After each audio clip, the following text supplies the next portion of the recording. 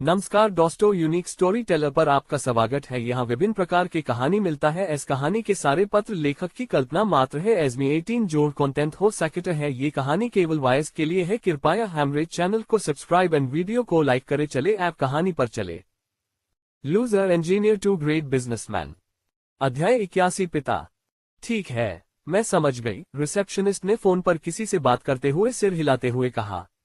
उसने फोन रख दिया और मिस्टर टैन और काला की तरफ मुंह करके खड़ी हो गई। मुझे माफ करना, लेकिन सोलाराटेक के सीईओ आज अपने शेड्यूल में व्यस्त हैं। हालांकि वह कल सुबह सबसे पहले आपसे मिल सकते हैं। क्या ये स्वीकार्य होगा? रिसेप्शनिस्ट ने इतने बड़े बड़े मेहमानों के अप्रत्याशित अनुरोध के बावजूद पेशेवर अंदाज में बात जारी रखी। नहीं, मैं कल देश से बाहर जा रहा हूँ। मुझे अभी उससे मिलना है। उसे बस 10 मिनट लगेंगे। प्लीज बस उसे बता दो कि मैं उससे बात करने के लिए इंतजार करने को तैयार हूँ। जब मिस्टर टैन ने ये कहा तो काला ने अपनी नजर अपने बॉस पर डाली। उसके बॉस ने पहले कभी इस तरह की बेचैनी या जल्दबाजी नहीं दिखाई थी, खासकर किसी पेशेवर माहौल में। उसे साफ पता था कि यह मुलाकात उनके लिए सिर्फ एक व्यावसायिक मामला नहीं, बल्कि बेहद निजी महत्व की थी। रिसेप्शनिस्ट झिझकी, उसे साफ समझ नहीं आ रहा था कि आगे क्या करे। मिस्टर टैन के अनुरोध पर विचार करते हुए उसने अपने होंठ काट लिए। देखती हूँ मैं क्या कर सकती हूँ, उसने आखिरकार फोन उठाते हुए कहा। कुछ देर फुसफुसाती बातचीत के बाद उसने फोन रख दिया और उनकी ओर मुड़ी। मिस्टर रजवत आपसे मिलेंगे, लेकिन आपको उनके मौजूदा एजेंडे के पूरा होने तक इंतजार करना होगा। लेकिन इसमें शाम के 5 बजे तक का समय लगेगा। क्या आप इंतजार करने को तैयार हैं? हाँ, श्रीमान टैन ने बिना किसी हिचकिचाहट के दृढ़ता से कहा। उनके स्वर में गंभीरता साफ झलक रही थी, जो उनके लिए इस मुलाकात की अहमियत को दर्शा रही थी। काला ने अपने बॉस की तरफ बड़ी बड़ी आंखों से देखा। वह इतनी देर तक इंतजार करने को तैयार थी, ये देखकर हैरान थी। मिस्टर टैन जैसे कद के किसी व्यक्ति के लिए घंटों इंतजार करना तो दूर, किसी का भी इंतजार करना बेहद असामान्य बात थी। सर, क्या आपको यकीन है? ऐसा लगता है आपकी आदत से बाहर है। श्री टैन काला की ओर मुड़े। क्या तुम मेरे निर्णय पर सवाल उठा रही हो, काला? उसने सख्ती से पूछा। काला को इस मीटिंग के प्रति अपने बॉस की प्रतिबद्धता की गहराई का एहसास होने पर अपनी रीढ़ की हड्डी में ठंडक महसूस हुई। नहीं सर, मैं अपनी टिप्पणी के लिए क्षमा चाहती हूँ, उसने तुरंत उत्तर दिया। उसकी आवाज में सम्मान और चिंता का भाव था। अच्छा, चलो इंतजार करने के लिए कोई आरामदायक जगह ढूंढते हैं। हमारे सामने एक लंबी दोपहर है, श्री टैन ने कहा। उनकी नजरें रिसेप्शनिस्ट पर फिर गई, मानो वे इस मामले पर आगे कोई चर्चा न करना चाहते हों। उन्हें लॉबी में एक शांत कोना मिला और जैसे जैसे घंटे बीतते गए, काला ने मिस्टर टैन को एक नए नजरिए से देखा। वे आमतौर पर इतने शांत, तर्क और रणनीति से प्रेरित रहते थे, लेकिन आज वे अलग लग रहे थे। ऐसा लग रहा था मानो उस व्यापारी की सारी परतें उधेड़ दी गई हो और एक ऐसे व्यक्ति का रूप सामने आ गया हो जो किसी गहरी निजी बात से प्रेरित था। ठीक शाम 5 बजे रिसेप्शनिस्ट को एक फोन आया। नमस्ते, मैं सर्वकोप बोल रहा हूँ, मैं आपकी क्या सेवा कर सकता हूँ? मिस्टर टैन के बारे में। वे अभी भी यही हैं, मिस्टर रेयस। क्या आप चाहते हैं कि मैं उन्हें अभी आपके ऑफिस तक पहुंचा दूं? हाँ, मैं समझ गया। मैं उन्हें तुरंत बता दूंगा। उसने जल्दी से फोन रख दिया और पहले से भी ज्यादा तेजी से मिस्टर टैन और काला के पास पहुंची। मिस्टर टैन, मिस्टर RAJWAT अब आपसे मिलने के लिए तैयार हैं। कृपया मेरे साथ उनके दफ्तर तक आइए। घंटों बैठे रहने से अकड़ गए अपने अंगों को खींचते हुए दोनों खड़े हुए और फिर रिसेप्शनिस्ट के पीछे चले गए। एरियन के ऑफिस पहुंचकर रिसेप्शनिस्ट ने दरवाजा खोलने से पहले धीरे से दस्तक दी। मिस्टर रेयस, मिस्टर टैन और उनके असिस्टेंट आपसे मिलने आए हैं, उसने घोषणा की और उन्हें अंदर आने देने के लिए एक तरफ हट गई। मिस्टर टैन ने दहलीज पार करने से पहले एक गहरी सांस ली। उनके हाव भाव समझ पाना मुश्किल था। काला भी उनके पीछे पीछे चल रही थी। उसकी उत्सुकता उनके बॉस और मिस्टर RAJWAT के बीच होने वाली बातचीत को लेकर बढ़ रही थी। अंदर जाकर उन्होंने एरियन को खिड़की के पास दरवाजे की तरफ पीठ करके खड़ा पाया। वह धीरे से मुड़ा, उसकी नजर मिस्टर टैन से टकरा गई।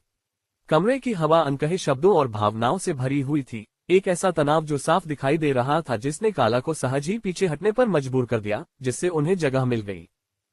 एरियन की आवाज ने सन्नाटा तोड़ा। उसके लहजे में तटस्थता थी, फिर भी एक संयमित सावधानी का भाव था।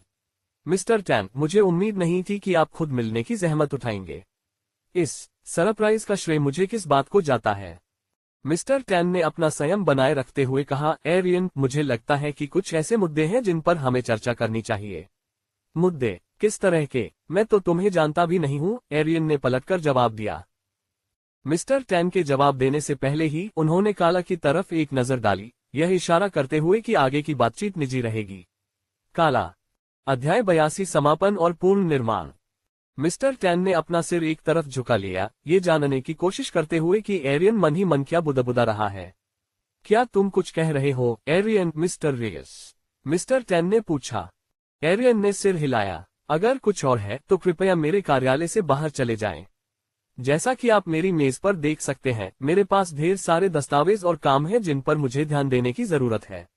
जब तक आपके पास सोलाराटेक के नवीकरणीय ऊर्जा और तकनीक के लक्ष्यों के अनुरूप ठोस व्यावसायिक प्रस्ताव नहीं होंगे, मुझे इस बैठक को जारी रखने का कोई कारण नहीं दिखता। श्री टैन ने देखा कि डेस्क पर कागज बिखरे पड़े थे जिनमें आज के लिए आवेदन करने वाले आवेदकों के बायोडेटा रखे हुए थे। मैं समझता हूं कि आप व्यस्त हैं, मिस्टर रेयस। मेरा इरादा आपके काम में बाधा डालने का नहीं था, मिस्टर टैन ने नर्म स्वर में कहा। इसके लिए मैं विदा लेता हूं, लेकिन उससे पहले कृपया इसे स्वीकार करें। मिस्टर टैन ने अपनी जैकेट की जेब में हाथ डाला और एक चिकना मैट ब्लैक बिजनेस कार्ड निकालकर एरियन की तरफ बढ़ाया। यह मेरी संपर्क जानकारी है। मुझे पता है कि आज की मीटिंग मेरी उम्मीद के मुताबिक नहीं रही, लेकिन मैं चाहता हूं कि यह आपको मिल जाए। अगर कभी आप इस बारे में बात करना चाहें या सोलाराटेक और यूनिविडा फार्मास्यूटिकल्स के बीच संभावित सहयोग की तलाश में आपकी कोई रुचि हो तो बेझिझक मुझसे संपर्क करें। एरियन ने थोड़ी हिचकिचाहट के साथ कार्ड लिया, उसे एक नजर देखा और फिर उसे अपनी मेज के किनारे पर रख दिया, जो कुछ हद तक दस्तावेजों के ढेर के नीचे दबा हुआ था। उसका भाव तटस्थ रहा, जिससे उस अप्रत्याशित प्रस्ताव के बारे में उसके विचारों का कोई पता नहीं चला। क्या कुछ और है? एरियन ने सपाट स्वर में पूछा। नहीं, बस इतना ही, मिस्टर रेयस। आपके समय के लिए शुक्रिया, मिस्टर टैन ने इस अंतिम भाव से उत्तर दिया कि उन्हें भविष्य में मिलने की संभावना समझ में आ रही थी। उनके बीच स्पष्ट तनाव के बावजूद उन्होंने सम्मान का एक छोटा सा संकेत देते हुए सिर हिलाया और बिना कुछ कहे कार्यालय से चले गए। मिस्टर टैन के जाने के बाद एरियन अपनी कुर्सी पर वापस बैठ गया। उसकी नजरें कुछ पल के लिए दरवाजे पर टिकी रहीं, फिर उसकी नजरें अब उसकी मेज पर पड़े बिजनेस कार्ड पर टिक गईं। उसने एक लंबी, संतुलित सांस ली। उस मुलाकात का बोझ उस पर भारी पड़ रहा था। मिस्टर टैन के अस्तित्व के बारे में जानना एक बात थी और उसकी हकीकत का सामना करना बिल्कुल अलग बात थी। वह व्यक्ति जो उसका जैविक पिता था, फिर भी हर लिहाज से एक अजनबी। खैर, अगर वह फिर से जुड़ने की सोच रहा है तो एरियन इसे आसानी से होने नहीं देगा। उनके रिश्ते की जटिलताएं या उनका अभाव ऐसी चीजें नहीं थी जिन्हें एरियन उस समय सुझाने के लिए तैयार था। उसका ध्यान सोलाराटेक पर, उनके द्वारा किए जा रहे अभूतपूर्व काम पर और उस भविष्य पर केंद्रित रहना था जिसे वह गढ़ रहा था, एक ऐसा भविष्य जिसकी उसने आज तक अलेक्जेंडर टैन के किसी भी हस्तक्षेप के बिना कल्पना की थी। एरियन ने एक निर्णायक संकेत के साथ बिजनेस कार्ड को एक तरफ धकेल दिया और उसे कागजों के नीचे और दबा दिया। जब इतना कुछ दांव पर लगा हो तो ध्यान भटकाने की कोई गुंजाइश नहीं थी। मीटिंग, अगर इसे मीटिंग ही कहा जा सकता है, तो उसके पास जवाबों से ज्यादा सवाल थे, लेकिन उन्हें इंतजार करना होगा। अभी समय सीमाएं पूरी करनी थी, प्रोजेक्ट्स देखने थे और एक टीम थी जो उसके नेतृत्व पर निर्भर थी। उसने अपना ध्यान वापस अपने सामने पड़े काम पर लगाया, इस मुलाकात को अपने दिमाग से निकालने का दृढ़ निश्चय किया। हालांकि बिजनेस कार्ड उसकी मेज पर ही रहा, एक ठोस याद जो उस रिश्ते की थी, चाहे उसे पसंद हो या न हो, लेकिन थी। यह उस अतीत से जुड़ाव था जिससे एरियन लंबे समय से खुद को दूर रखने की कोशिश कर रहा था, लेकिन जैसा कि उसे जल्द ही पता चल गया, अतीत अक्सर कम से कम उम्मीद के बाद भी उसे पकड़ ही लेता है। इस बीच एरियन के कार्यालय के बाहर। तो कैसा रहा सर? काला ने पूछा। अनिश्चित, श्री टैन ने संक्षेप में उत्तर दिया। एरियन के कार्यालय से बाहर निकलते समय उनके हाव भाव समझ से परे थे। वे विचारों में खोए हुए लग रहे थे, शायद उस संक्षिप्त और तनावपूर्ण बातचीत पर विचार कर रहे थे। काला की जिज्ञासा के बावजूद श्री टैन ने कोई और स्पष्टीकरण नहीं दिया और अपनी बातचीत का विवरण गुप्त रखा। यह एक जटिल स्थिति है, उन्होंने कुछ देर बाद कहा, मानो बिना किसी विशेष बात पर ध्यान दिए कुछ संदर्भ देना चाह रहे हों। लेकिन अभी इस पर ज्यादा बात नहीं करते। क्या आप जाने के लिए तैयार हैं? काला ने सिर हिलाया, अपने बॉस की सीमा समझकर। वह जानती थी कि ज्यादा जानकारी मांगने से बेहतर है, खासकर जब मिस्टर टैन अपने निजी मामलों में ज्यादा बात नहीं करते। बेशक साहब। 27 जुलाई 2024। अपनी रैम TRX 500 के अंदर से एरियन की नजरें नई फैक्ट्री पर टिकी थीं। यह एक विशाल आधुनिक इमारत थी जिसकी सपाट छत काफी बड़े क्षेत्र में फैली हुई थी, जो इसकी महत्वपूर्ण उत्पादन क्षमता का संकेत थी। इसका अग्रभाग धातु और कांच का मिश्रण था, जिसमें कांच से बड़ी खिड़कियां और एक प्रवेश द्वार था जिससे प्राकृतिक प्रकाश इमारत में प्रवेश कर सके। बाहरी हिस्से को साफ औद्योगिक सफेद रंग से रंगा गया था, जो चारों ओर फैले हरे भरे भूदृश्य के बीच अलग से दिखाई दे रहा था। पार्किंग स्थल साफ सुथरा था, कारों के लिए जगहें चिन्हित थीं और लोडिंग डॉक के लिए एक अलग जगह थी जो फैक्ट्री के लॉजिस्टिक्स संचालन का संकेत दे रही थी। आखिरकार निर्माण पूरा होने के साथ ही अगले हफ्ते उसके सौर पैनल उत्पादन शुरू कर सकते हैं। बेशक उसे अंदर का नजारा देखना था। ये कहकर एरियन गाड़ी से बाहर निकला और फैक्ट्री के मुख्य द्वार की ओर चल पड़ा। इमारत का आकार पास से देखने पर और भी प्रभावशाली लग रहा था। इसकी वास्तुकला की सीधी रेखाएं और ज्यामितीय आकृतियां नवीनता और मजबूती का एहसास करा रही थीं। स्वचालित दरवाजों से गुजरते हुए वह एक विशाल लॉबी में दाखिल हुआ। आंतरिक भाग आधुनिक न्यूनतम डिजाइन के साथ बाहरी भाग में पॉलिश किए हुए कंक्रीट के फर्श पर टिका था और रिसेप्शन डेस्क एक चिकना कोणीय काउंटर था जिस पर एक रिसेप्शनिस्ट बैठी थी जिसने ऊपर देखा और एक पेशेवर मुस्कान के साथ उसका स्वागत किया। शुभ दोपहर श्रीमान रेयस, वे आपका इंतजार कर रहे हैं, उसने मुख्य उत्पादन क्षेत्र की ओर जाने वाले गलियारे की ओर इशारा करते हुए कहा। एरियन ने सिर हिलाकर धन्यवाद कहा और गलियारे से नीचे चला गया। छत पर फ्लोरोसेंट लाइटें लगी थीं, जो बेदाग दीवारों पर एक चमकदार सफेद चमक बिखेर रही थीं। जैसे जैसे वह आगे बढ़ता गया, मशीनों की दूर से आती आवाजें हवा में गूंजने लगीं। दालान के अंत तक पहुंचकर वह प्रोडक्शन फ्लो लिखे 2 दरवाजों के एक समूह के पास पहुंचा। उसने उन्हें धक्का देकर खोला और उस विशाल जगह में कदम रखा जहां नई उच्च तकनीक वाली सौर पैनल असेंबली लाइनें कतारों में खड़ी थीं। आभासी दुनिया में मौजूद निर्माण मशीनें वहां बड़ी संख्या में थीं। उसे इन पर 10,000 सिस्टम पॉइंट्स खर्च करने पड़े। परियोजना के प्रमुख इंजीनियर कार्लो गोमेज हाथ बढ़ाकर उसके पास आए। श्री रेयस, शुभ दोपहर, कार्लो ने कहा। हाँ, वाकई बहुत अच्छी दोपहर है, एरियन ने इधर उधर देखते हुए कहा। तो ये तैयार उत्पाद है ना? कहना पड़ेगा, मैं बहुत प्रभावित हूँ। धन्यवाद महोदय, हमने सब कुछ आपके बताए गए दिशानिर्देशों के अनुसार किया, कार्लो ने गर्व से कहा। सब कुछ बेहतरीन प्रदर्शन के लिए कैलिब्रेट किया गया है। आपकी अनुमति मिलते ही असेंबली लाइनें परीक्षण के लिए तैयार हैं। एरियन ने इलाके का जायजा लिया, उसकी नजरें लेआउट की सटीकता और अत्याधुनिक उपकरणों पर टिकी थीं। ये सुविधा कन्वेयर बेल्ट और रोबोटिक आर्म्स का एक चक्रव्यूह थी जो अब शांत थी, लेकिन पल भर में उत्पादन शुरू करने के लिए तैयार थी। नहीं, जिन इंजीनियरों को मैंने 6 महीने पहले काम पर रखा था, वे अभी तक यहाँ नहीं आए हैं, इसलिए हमें इंतजार करना होगा क्योंकि वे इस काम के विशेषज्ञ होंगे। फैक्ट्री के कर्मचारी भी मौजूद नहीं हैं। बहुत अच्छा सर। अध्याय 83 क्रिप्टो का आसन पतन। फैक्ट्री के बाहर एरियन को ब्रिजेट का फोन आया। अरे एरियन, बस तुम्हारा हाल चाल पूछ रही थी। तो फैक्ट्री कैसी रही, क्या तैयार है? ब्रिजेट ने पूछा।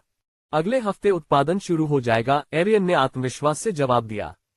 तो बलिन कैसा रहा? यहाँ बस कुछ जरूरी काम निपटा रही हूँ, खासकर बिजनेस से जुड़े, ब्रिजेट ने सादगी से जवाब दिया। खैर, हम ये साबित करने जा रहे हैं कि आपका सोलर पैनल वाकई फायदेमंद है। इसे साबित करने के लिए हमें एक तिमाही रिपोर्ट पेश करनी होगी और यह अनुमानित मुनाफे से ज्यादा होनी चाहिए। अगर हम ऐसा कर पाए तो हम न सिर्फ कंपनी का भविष्य मजबूत करेंगे, बल्कि उद्योग में एक अग्रणी के रूप में उसकी प्रतिष्ठा भी मजबूत करेंगे। एरियन ने खुद से सिर हिलाया, आगे के काम का बोझ उस पर से हटा नहीं था। समझ गया, मैं ये सुनिश्चित करूंगा कि ऑपरेशन टीम हर चीज पर नजर रखे। हम उत्पादन लाइनों को बेहतर बनाएंगे और अनावश्यक लागतों में कटौती करेंगे। हमारा लक्ष्य दक्षता और गुणवत्ता है, न कि सिर्फ उत्पादन संख्याएं। और एरियन, मुझे उस स्टॉक और क्रिप्टोकरेंसी की शॉर्टिंग पर एक रिपोर्ट चाहिए। ब्रिजेट दूसरे विषय पर चली गई। ठीक है, अब मुझे अपने ट्रक में वापस जाकर अपना लैपटॉप खोलने दो, एरियन ने कहा, जो पहले से ही अपनी गाड़ी की ओर बढ़ रहा था। ट्रक के अंदर पहुंचकर उसने अपना लैपटॉप बूट किया और जरूरी फाइलें निकालते हुए उसे एक तरह की जल्दी महसूस हुई। क्रिप्टो बाजार में उतार चढ़ाव था और अपनी रणनीति पर अधिकतम लाभ सुनिश्चित करने के लिए उन्हें अपनी स्थिति का सावधानीपूर्वक प्रबंधन करना जरूरी था। ठीक है ब्रिजेट, मैं अब आंकड़े देख रहा हूँ, एरियन ने चार्ट और आंकड़ों पर नजरें गड़ाते हुए कहा। वेल अपनी होल्डिंग्स बेचने लगे हैं, जिससे बाजार में सप्लाई की बाढ़ आ गई है और कीमतें गिर रही हैं। इससे स्टॉप लॉस ऑर्डर और मार्जिन कॉल्स की बाढ़ आ रही है, जिससे गिरावट और तेज हो रही है। हम बाजार के सेंटिमेंट में भी तेज गिरावट देख रहे हैं, जिसका संकेत सोशल मीडिया सेंटिमेंट विश्लेषण और नकारात्मक समाचार कवरेज में बढ़ोतरी से मिलता है। उन्होंने स्क्रीन बदलने के लिए रुककर ग्राफ और डेटा फीड्स की एक जटिल श्रृंखला दिखाई। प्रमुख एक्सचेंजों में भी तरलता कम हो रही है। यह एक विशिष्ट तरलता संकट है। एशिया, यूरोप और संयुक्त राज्य अमेरिका में नए नियमों के कारण हाल ही में हैश रेट में भी गिरावट आई है, जिससे बाजार में गिरावट का एक आदर्श दौर दिख रहा है। हमारी शॉर्ट पोजीशन हरे रंग में है, लेकिन हमें उन पर कड़ी नजर रखने की जरूरत है।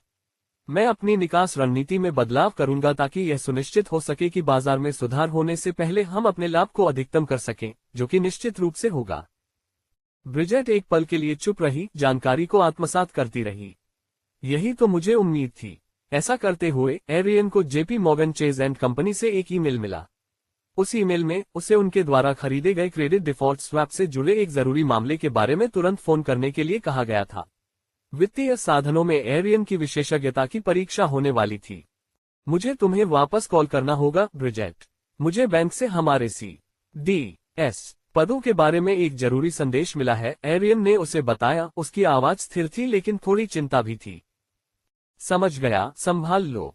हम बैंक के साथ कोई भी गलती बर्दाश्त नहीं कर सकते, ब्रिजेट ने स्थिति की गंभीरता को समझते हुए कहा। जब मामला निपट जाए तो मुझे फोन करना। एरियन ने कॉल समाप्त की और ईमेल में दिए गए नंबर पर डायल किया। फोन की घंटी कुछ देर तक बजती रही। उसके बाद जेपी मॉर्गन के प्रतिनिधि ने जवाब दिया। श्रीमान रेयस, तुरंत कॉल करने के लिए शुक्रिया। दूसरी तरफ से आवाज साफ और व्यावसायिक थी। हमने देखा है कि आज क्रिप्टो बाजार में काफी हलचल मची हुई है। हाँ, और मुझे लगता है कि हम आपको जो मासिक प्रीमियम दे रहे हैं, उसका असर दिखने लगा है, एरियन ने मजाक में कहा। ठीक है, इसी बारे में मुझे आपसे कुछ बात करनी है। क्रिप्टोकरेंसी की स्थिति बेशक अस्थिर है, लेकिन मैं जोर देकर कहना चाहूंगा कि हमें व्यापक वित्तीय बाजारों या आपकी CDS पोजीशन पर इसके असर को बड़ा चढ़ाकर नहीं बताना चाहिए। क्रिप्टो बाजार हालांकि बड़ा है, फिर भी पारंपरिक वित्तीय क्षेत्रों से अपेक्षाकृत अलग थलग है। एरियन, जो पहले से ही इस तरह के जवाब के लिए तैयार थे, ने आत्मविश्वास से जवाब दिया। मैं इस दृष्टिकोण की सराहना करता हूं, लेकिन मुझे इससे असहमत होना पड़ेगा। वित्तीय पारिस्थितिकी तंत्र पहले से कहीं ज्यादा आपस में जुड़ा हुआ है। हालांकि क्रिप्टो सैद्धांतिक रूप से अलग थलग हो सकता है, लेकिन वास्तविकता यह है कि इसके हितधारक अलग थलग नहीं है।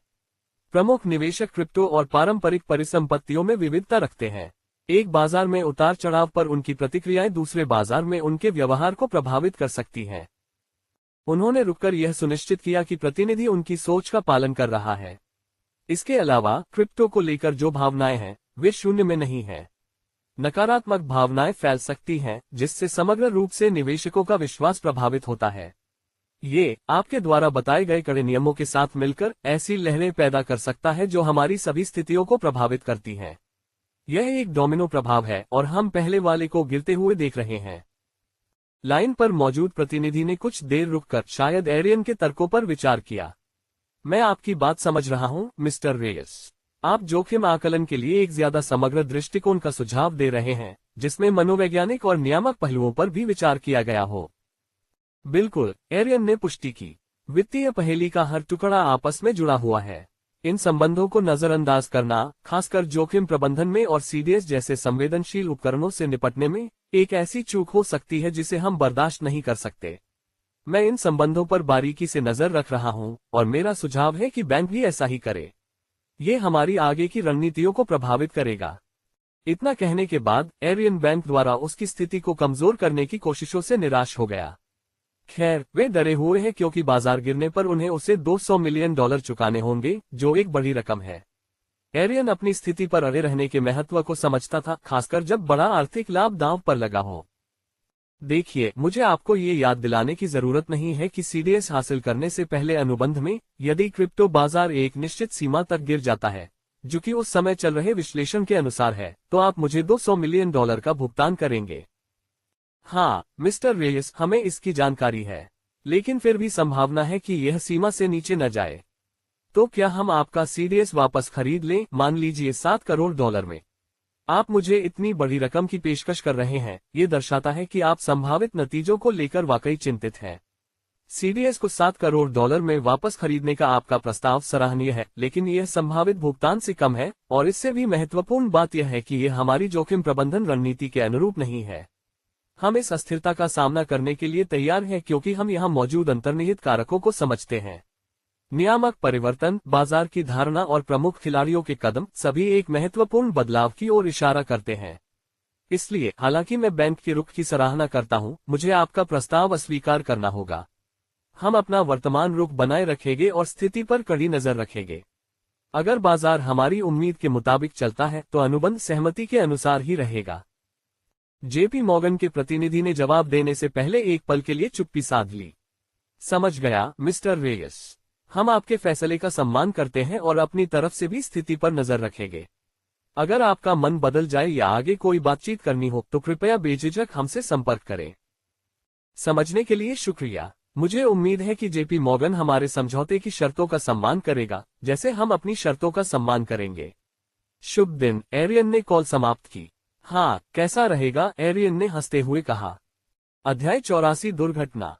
एरियन ने अपने उच्च कुशल सौर पैनलों के निर्माण की प्रक्रिया की देखरेख की और मजदूरों ने निर्माण मशीनों को संचालित किया। फैक्ट्री का फर्श गतिविधि से भरा हुआ था। मशीनों की आवाज एक निरंतर भिनभिनाहट में घुल मिल रही थी जो विशाल जगह को भर रही थी। तकनीशियनों और इंजीनियरों की टीमें उद्देश्यपूर्ण ढंग से काम कर रही थी, सेटिंग्स समायोजित कर रही थी, गुणवत्ता जांच कर रही थी और यह सुनिश्चित कर रही थी कि प्रत्येक पैनल सोलाराटेक के कड़े मानकों पर खरा उतरे। जैसे ही एरियन असेंबली लाइनों के बीच के गलियारों से गुजरा, उसने मानव श्रमिकों और स्वचालित प्रणालियों दोनों की एक साथ मिलकर काम करने की सटीक गतिविधियों को देखा। वह एक असेंबली लाइन के पास रुका और देखा कि कैसे एक पैनल एक चरण से दूसरे चरण पर जा रहा है और हर घटक को सावधानीपूर्वक जोड़ा जा रहा है। एरियन के लिए ये गर्व का क्षण था, ये देखकर कि सौर पैनल आभासी दुनिया में नहीं बल्कि वास्तविक दुनिया में बनाया जा रहा है। आज बस ये देखने के लिए परीक्षण चल रहा है कि क्या कारखाना बाजार में उतारे जाने वाले सौर पैनलों के उत्पादन के लिए तैयार है। इन उच्च दक्षता वाले पैनलों के नवाचार और संभावित बाजार प्रभाव को पहचानते हुए सोलाराटेक के साथ साझेदारी करने के लिए वितरक पहले से ही कतार में खड़े हैं। एक दिन के भीतर परीक्षण के तौर पर 10,000 H4 आकार के पैनल तैयार किए गए, जो एक महत्वपूर्ण उपलब्धि थी जिसने बड़े पैमाने पर उत्पादन को कुशलतापूर्वक संभालने की फैक्ट्री की क्षमता को प्रदर्शित किया। प्रारंभिक असेंबली से लेकर अंतिम गुणवत्ता जांच तक के निर्बाध संचालन ने संकेत दिया कि उत्पादन लाइन आधिकारिक लॉन्च के लिए पूरी तरह तैयार थी। लेकिन इससे पहले कि वह अपने सोलर पैनल व्यवसाय पर ध्यान केंद्रित कर पाता, एरियन को अपने स्मार्टफोन पर एक खबर मिली। एरियन का स्मार्टफोन नोटिफिकेशन से गूंज रहा था, जिससे उसका ध्यान फैक्ट्री के सफल परीक्षण से हट गया। स्क्रीन पर नजर डालते ही उसे सुर्खियों और अलर्ट की बाढ़ आ गई, जो एक ही बड़ी घटना की ओर इशारा कर रहे थे। क्रिप्टोकरेंसी बाजार में उथल-पुथल मची हुई थी। शीर्षक, क्रिप्टो बाजार में भारी गिरावट, रातों रात अरबों का नुकसान। जैसे ही उन्होंने नोटिफिकेशन पर टैप किया, एक वित्तीय समाचार नेटवर्क का लाइव समाचार फीड सामने आ गया, जिसमें एक एंकर गंभीर भाव से बोल रहा था। शुभ संध्या, हम आपके लिए एक ताजा खबर लेकर आए हैं। क्रिप्टोकरेंसी बाजार में भारी गिरावट आ रही है। बिटकॉइन, एथेरियम जैसी प्रमुख डिजिटल मुद्राएं और अन्य मुद्राएं कुछ ही घंटों में दोहरे अंकों में गिर गई हैं। इस अचानक आई गिरावट ने बाजार मूल्य में अरबों डॉलर का नुकसान पहुंचाया है, जिससे निवेशक और तकनीकी जगत स्तब्ध हैं। स्क्रीन विभाजित होकर तीव्र गिरावट को दर्शाने वाले ग्राफ और चार्ट दिखाने लगी, जिसमें नीचे की ओर लाल तीर दिख रहे थे, जो कि संपूर्ण क्षेत्र में गंभीर नुकसान का संकेत दे रहे थे। एंकर, इस अभूतपूर्व घटना पर चर्चा करने के लिए हमारे साथ वित्तीय विश्लेषक मौजूद हैं। क्या आप बता सकते हैं कि इस दुर्घटना का कारण क्या है? विश्लेषक, जरूर, यहाँ कई कारक काम कर रहे हैं। कई देशों में नियामकीय सख्ती, बड़े निवेशकों द्वारा अपनी हिस्सेदारी बेचने की अफवाहें और आम जनता में घबराहट में बिकवाली ने एक तूफान खड़ा कर दिया है। यह एक अस्थिर बाजार है और विश्वास बुरी तरह डगमगा गया है। इसके बाद प्रसारण में ट्रेडिंग फ्लो और क्रिप्टोकरेंसी एक्सचेंजों के फुटेज दिखाए गए, जहां माहौल तनावपूर्ण था। व्यापारी और निवेशक अपनी स्क्रीन से चिपके हुए थे और संख्याओं में गिरावट जारी देख रहे थे। एंकर, क्रिप्टोकरेंसी के भविष्य के लिए इसका क्या मतलब हो सकता है? विश्लेषक, यह एक बड़ा झटका है। सुधार नियामक स्पष्टता और बाजार की स्थिरता पर निर्भर करेगा, लेकिन फिलहाल अनिश्चितता का माहौल है। जैसे जैसे एरियन देखता रहा, फीड ऑनलाइन लोगों की प्रतिक्रियाओं पर केंद्रित हो गई।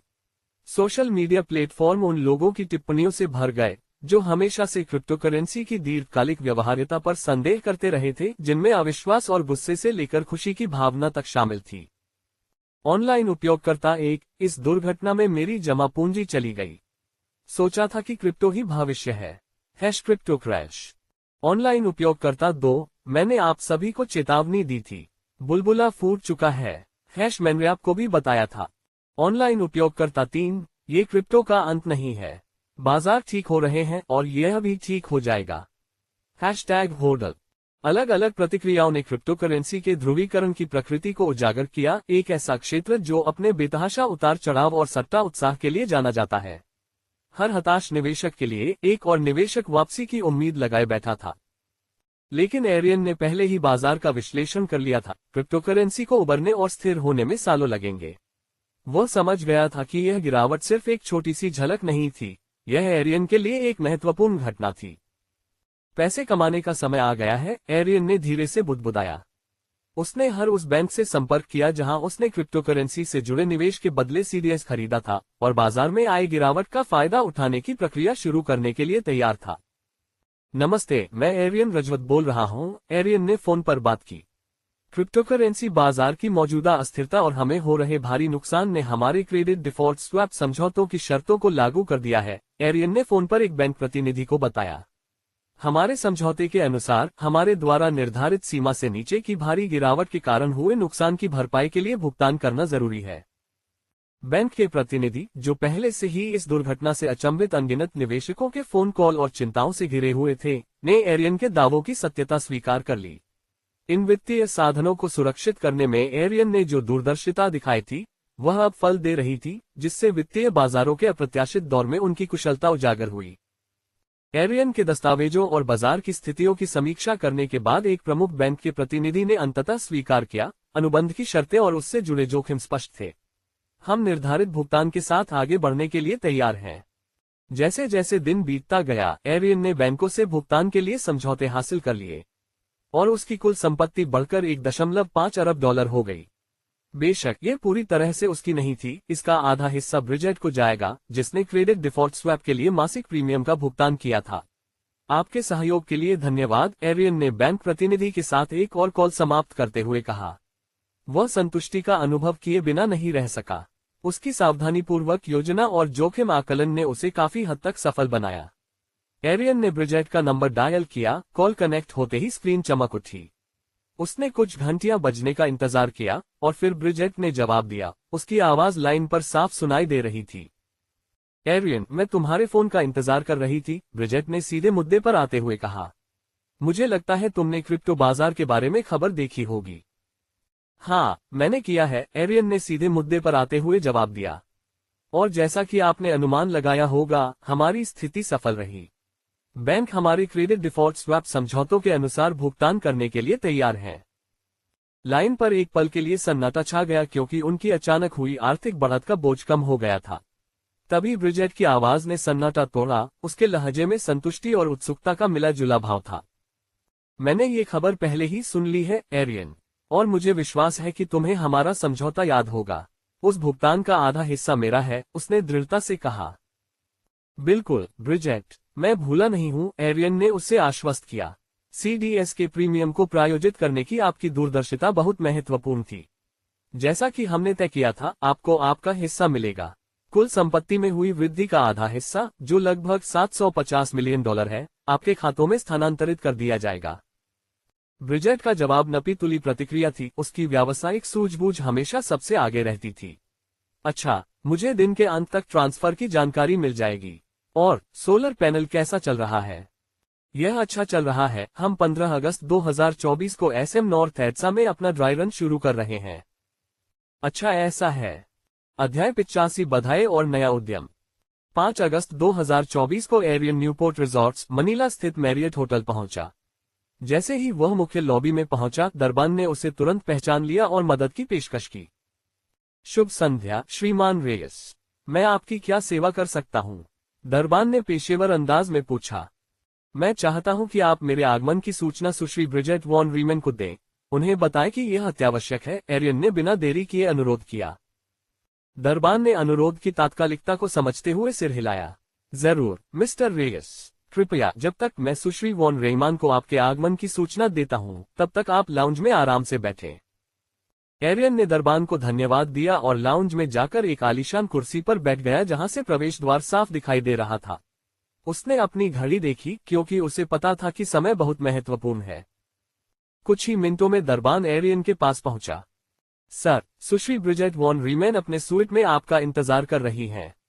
क्या आपको किसी सहायता की जरूरत है? नहीं, ऐसा नहीं होगा, एरियन ने अपनी सीट से उठते हुए जवाब दिया। आपकी मदद के लिए शुक्रिया। वह ब्रिजेट वॉन रीमैन के सूट में कंसीएज द्वारा दिए गए निर्देशों का पालन करने लगा। वित्तीय बाजारों में हाल के घटनाक्रमों के साथ स्थिति की गंभीरता और भी बढ़ गई थी, और एरियन जानता था कि उनकी मुलाकात उनके अगले रणनीतिक कदमों की दिशा तय कर सकती है। सूट में पहुंचकर एरियन ने कुछ बार दरवाजा खटखटाया, उसके बाद दूसरी तरफ से ब्रिजेट की आवाज आई। अंदर आए। एरियन कमरे में दाखिल हुआ। उसकी नजर ब्रिजेट वॉन रीमान पर पड़ी, जो एक आलीशान रेशमी बाथरोब पहने हुए थी। उसके बाल हल्के गीले थे और उसके चेहरे पर सहज शान से छा रहे थे। इस अप्रत्याशित दृश्य ने उसे चौंका दिया, और प्रतिक्रिया स्वरूप उसने अपनी नजरें फेर ली। उसके गालों पर एक हल्का सा रंग चढ़ गया। एरियन, ये सिर्फ मैं ही हूँ, ब्रिजेट ने चिढ़ाते हुए कहा। उसके होठों पर एक चंचल मुस्कुराहट नाच रही थी क्योंकि वह उसकी बेचैनी देख रही थी। इतना औपचारिक होने की कोई जरूरत नहीं है, हम एक दूसरे को महीनों से जानते हैं। एरियन ने अपना संयम वापस पाने की कोशिश करते हुए गला साफ किया। हाँ, बिल्कुल, माफ करना, मैं बस हैरान रह गया था, उसने स्वीकार किया, और आखिरकार उसकी नजरों से एक अनिश्चित मुस्कान के साथ मिला। मुझ पर ऐसा कुछ भी नहीं है जिसके लिए ऐसी प्रतिक्रिया की जरूरत हो, मैं पूरी तरह से ढकी हुई हूँ, ब्रिजेट ने एरियन को सहज करने के इरादे से हल्के स्वर में कहा। चलो इस बात पर ध्यान केंद्रित करते हैं कि तुम यहाँ क्यों हो। तुमने कहा था कि यह जरूरी था। हाँ, एरियन ने शुरुआती असहजता से आगे बढ़ते हुए अपनी बात बदली। खैर, मैं यहाँ मुख्यतः बधाई देने आया हूँ। आपके विश्वास के लिए शुक्रिया। आपने 75 करोड़ डॉलर कमाए हैं, बेशक मासिक प्रीमियम को छोड़कर, लेकिन फिर भी मुनाफा काफी ज्यादा है, एरियन ने सीधे मुद्दे पर आते हुए समझाया। हाँ, आपका धन्यवाद, आपका विश्लेषण बिल्कुल सही था। तो अब जब आपके पास 750 मिलियन डॉलर और आपके बैंक में जो कुछ भी है वह सब है, तो आप आगे क्या योजना बना रहे हैं? एरियन ने कहा, व्यावसायिक योजना के अनुसार हम राष्ट्रीय राजधानी क्षेत्र में 10 भौतिक स्टोर बनाने की योजना बना रहे हैं और फिर धीरे धीरे देशव्यापी और अंतर्राष्ट्रीय स्तर पर विस्तार करेंगे।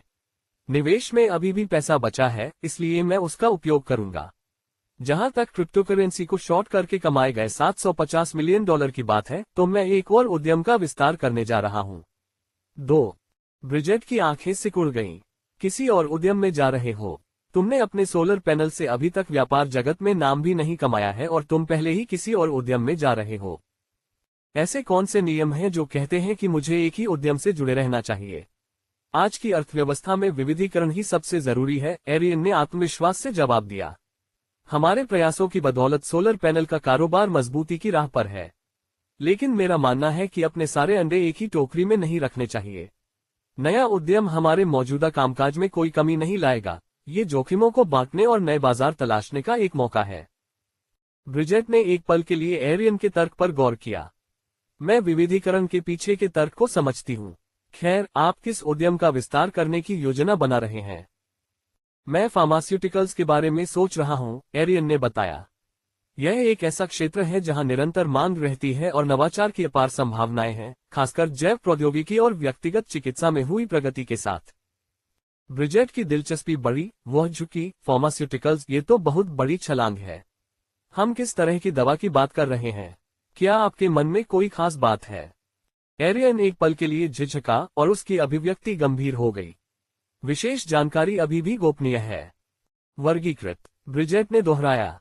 अपने पिता से मुलाकात के दौरान एरियन ने उन्हें और उनकी मां को छोड़ने का बदला लेने के लिए यूनिविडा फार्मास्यूटिकल्स को देश की सबसे बड़ी फार्मास्यूटिकल कंपनी के शीर्ष स्थान से हटा दिया।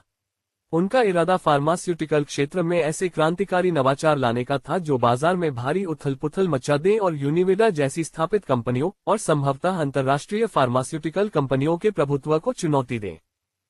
और इस व्यवस्था में उन्हें एक ऐसी चीज दिखी जिससे निश्चित रूप से कुछ पैसा मिल सकता था। कैंसर का इलाज। अब ये कोई गोली या कुछ और नहीं होगा, यह एक तरह का पॉड होगा जिसे मेडिपॉड कहा जाता है। यह उन्नत निदान, नैनो तकनीक, लक्षित दवा वितरण प्रणालियों और सटीक रोबोटिक सर्जरी उपकरणों के संयोजन का उपयोग करता है। मेडिपॉड का उद्देश्य न्यूनतम मानवीय हस्तक्षेप के साथ विभिन्न प्रकार के कैंसर का निदान, उपचार और संभावित रूप से इलाज करना है, जिससे मानवीय भूल का जोखिम और आक्रामक सर्जिकल प्रक्रियाओं की आवश्यकता काफी कम हो जाती है। मेडीपॉड की मुख्य तकनीक एमआरआई, सीटी स्कैन और उन्नत पीईटी तकनीकों के संयोजन का उपयोग करके वास्तविक समय में पूरे शरीर का स्कैन करने की इसकी क्षमता पर आधारित है, ताकि कैंसर कोशिकाओं का अभूतपूर्व सटीकता से पता लगाया जा सके और उनका स्थान निर्धारित किया जा सके। एक बार पहचान हो जाने पर ये पॉड नैनोबॉट्स का उपयोग करता है, जो अत्यधिक लक्षित कीमोथेरेपी एजेंटों को सीधे कैंसर कोशिकाओं तक पहुंचाने के लिए प्रोग्राम किए गए हैं, जिससे आसपास के स्वस्थ ऊतकों को होने वाले नुकसान को कम किया जा सके। ये लक्षित दृष्टिकोण न केवल उपचार की प्रभावकारिता को बढ़ाता है, बल्कि पारंपरिक कीमोथेरेपी से जुड़े दुष्प्रभावों को भी काफी कम करता है। मेडीपॉड की उपचार प्रक्रिया के अंतिम घटक में एक पुनर्योजी चिकित्सा मॉड्यूल शामिल है, जो उपचार के बाद क्षतिग्रस्त ऊतकों और अंगों की मरम्मत या पुनर्जनन के लिए स्टेम सेल थेरेपी और ऊतक इंजीनियरिंग तकनीकों का उपयोग करता है। इस समग्र दृष्टिकोण का उद्देश्य न केवल कैंसर का इलाज करना है, बल्कि रोगी के स्वास्थ्य को यथासंभव कैंसर पूर्व स्थिति में वापस लाना भी है। इसका आविष्कार वर्ष 2089 में वैज्ञानिकों के एक समूह द्वारा किया गया था, जो दुनिया की सबसे भयावह बीमारी कैंसर को खत्म करना चाहते थे। ठीक है, अगर तुम मुझे नहीं बताओगे कि क्या है, तो मैं तुम्हारे प्रयास के लिए शुभकामनाएं दूंगी, ब्रिजेट ने कहा। उसके स्वर में निराशा का भाव था। देखो एरियन, चूंकि तुम यहाँ हो तो मैं तुम्हें एक बात बताना चाहती हूँ। यह क्या है? एरियन ने पूछा। मैं अगले महीने जर्मनी वापस जा रहा हूँ। मैं चाहता हूँ कि तुम भी मेरे साथ आओ। अध्याय 86, जर्मनी का निमंत्रण और जर्मन वाक्यांश सीखना। तुम चाहती हो कि मैं जर्मनी आ जाऊं? एरियन ने ब्रिजेट के प्रस्ताव को दोहराया। उसकी अचानकता से थोड़ा चौंक गया। क्यों? अपने सौर पैनलों को बढ़ावा देने के लिए। आप संघीय आर्थिक मामलों और ऊर्जा मंत्रालय के मंत्री से बात करेंगे। आप जानते हैं कि यह कितना बड़ा अवसर है। अगर मंत्री महोदय सौर पैनलों को बढ़ावा दें तो यूरोपीय संघ के बाकी देश भी ऐसा ही कर सकते हैं। ये सिर्फ विस्तार का अवसर नहीं है, ये पूरे यूरोप में नवीकरणीय ऊर्जा के क्षेत्र में एक नया मानक स्थापित करने का मौका है, ब्रिजेट ने गंभीर लेकिन उत्साहजनक लहजे में समझाया। एरियन ने इस प्रस्ताव पर विचार किया। यूरोपीय बाजार में प्रवेश की संभावना, खासकर सरकारी समर्थन के साथ, एक ऐसा सुनहरा अवसर था जिसे छोड़ा नहीं जा सकता था। ये कंपनी के लिए एक महत्वपूर्ण कदम है और जर्मन सरकार का समर्थन हमारे लिए वाकई एक बड़ा बदलाव ला सकता है। उन्होंने स्वीकार किया। उनके दिमाग में पहले से ही संभावनाओं पर विचार चल रहा था। ब्रिजेट ने उसकी प्रतिक्रिया से प्रसन्न होकर सिर हिलाया। बिल्कुल, तो मेरा सुझाव है कि अगर आपके पास पासपोर्ट नहीं है तो आप पासपोर्ट बनवा लें और मुझे बताएं। हाँ, मेरे पास पासपोर्ट नहीं है। मैंने राष्ट्रीय राजधानी क्षेत्र से बाहर भी नहीं गया, इसलिए मुझे अंतर्राष्ट्रीय यात्रा की उम्मीद नहीं है। एरियन ने स्वीकार किया। उसकी आवाज में थोड़ी शर्मिंदगी थी। लेकिन मैं इसे तुरंत सुलझा लूंगा। हमें यात्रा की योजना कितनी जल्दी बनानी होगी? जल्द से जल्द, ब्रिजेट ने तुरंत जवाब दिया। नौकरशाही प्रक्रियाओं और आपकी प्रस्तुति के लिए जरूरी तैयारी को देखते हुए मैं कहूंगी कि हम अगले 2 महीनों के भीतर एक यात्रा का लक्ष्य रखते हैं। इससे हमें आपका पासपोर्ट, वीजा और प्रस्तुति के लिए जरूरी दस्तावेजों सहित सब कुछ व्यवस्थित करने के लिए पर्याप्त समय मिल जाएगा। 2 महीने, एरियन ने दोहराया। यह मुश्किल है लेकिन संभव है। मैं कल सबसे पहले पासपोर्ट आवेदन प्रक्रिया शुरू करूंगा। मुझे लगता है कि मैं प्रक्रिया को तेज करने के लिए किसी त्वरित सेवा में पासपोर्ट के लिए आवेदन कर सकता हूं। मुझे बारीकियों पर ध्यान देना होगा, लेकिन मुझे यकीन है कि हम इसे जल्दी से सुलझा लेंगे। और एक बार यह शुरू हो जाने के बाद मैं प्रस्तुति सामग्री पर ध्यान केंद्रित करूंगा। अच्छा, ब्रिजेट ने सिर हिलाते हुए कहा। और जब तक आप इस पर काम कर रहे हैं, मैं जर्मनी में अपने संपर्कों से संपर्क करूंगी ताकि मंत्री जी से मुलाकात हो सके। मैं हमारी यात्रा की व्यवस्था भी शुरू करूंगी, उड़ाने, रहने की व्यवस्था और मुलाकातों का कार्यक्रम। हमें ये सुनिश्चित करना होगा कि सब कुछ सुचारू रूप से चले। एरियन ने प्रेरणा का संचार महसूस करते हुए सिर हिलाया। मैं उत्साहित हो रहा हूं। मुझे जर्मन बोलना भी सीखना चाहिए। मुझे लगता है कि जर्मन और अंग्रेजी काफी मिलते जुलते हैं। ब्रिजेट ने जर्मन सीखने की एरियन की बात पर हल्के से हंसी। हाँ, जर्मन और अंग्रेजी का मूल जर्मनिक है, इसलिए आपको शब्दावली और संरचना में कुछ समानताएं मिलेंगी। हालांकि जर्मन वाक्य विन्यास और व्याकरण काफी जटिल हो सकते हैं, लेकिन हमारे काम के लिए बुनियादी बातचीत वाली जर्मन काफी होगी और मैं ज्यादा जटिल चर्चाओं में मदद के लिए मौजूद रहूंगी। शायद मुझे कोई भाषा सीखने वाला ऐप डाउनलोड कर लेना चाहिए या कुछ ऑनलाइन पाठ्यक्रम ले लेने चाहिए। एरियन ने सोचा। वह भाषाई रूप से खुद को तैयार करने के लिए व्यावहारिक कदम उठाने के बारे में सोच रहा था। यह एक अच्छा विचार है, ब्रिजेट ने प्रोत्साहित किया। अगर आप जर्मन में अभिवादन और अभिवादन कर सकें तो निश्चित रूप से सकारात्मक प्रभाव पड़ेगा। यह आपके सम्मान और प्रयास को दर्शाता है।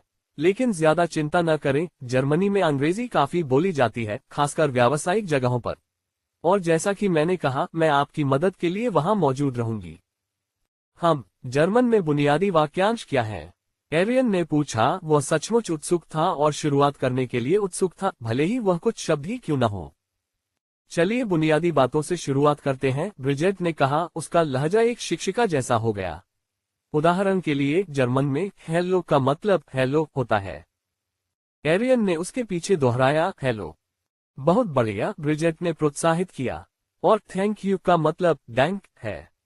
डैम के एरियन ने ब्रिजेट के उच्चारण की नकल करते हुए दोहराया। अब यदि आप अपना परिचय देना चाहते हैं तो आप कह सकते हैं, मीन नेम इज एरियन, उन्होंने आगे कहा, जिसका अर्थ है मेरा नाम एरियन है। औपचारिक बैठकों के लिए, विशेष रूप से मंत्री के साथ, ये जानना अच्छा है कि आपसे मिलकर मुझे खुशी हुई कैसे कहा जाए। ये होगा एसिस्ट मी राइनर जी केनेंजुलेनन। एरियन ने लंबे वाक्यांश का प्रयास किया, उच्चारण में थोड़ी कठिनाई हुई। यह मेरे लिए एक गहरे सी केनेंजुलेनन है। अभी इसे सही करने की चिंता मत करो, ब्रिजेट ने उसे आश्वस्त किया।